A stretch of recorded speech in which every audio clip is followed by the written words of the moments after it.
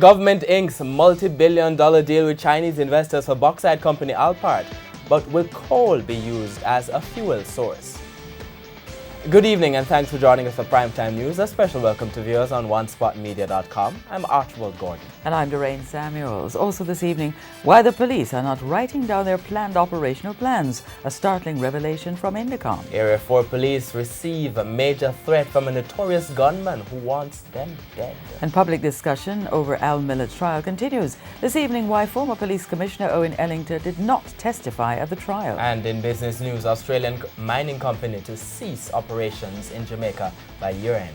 There's also sports commentary and weather in this newscast. But before the break, the feedback question. We're asking this: did Al Miller's press conference bring clarity to his recent court case over the Christopher Dudas Coke saga? Share comments online, facebook.com/Television Jamaica, and tweet us at Television Jam. Stay with us. Primetime News returns right after this break.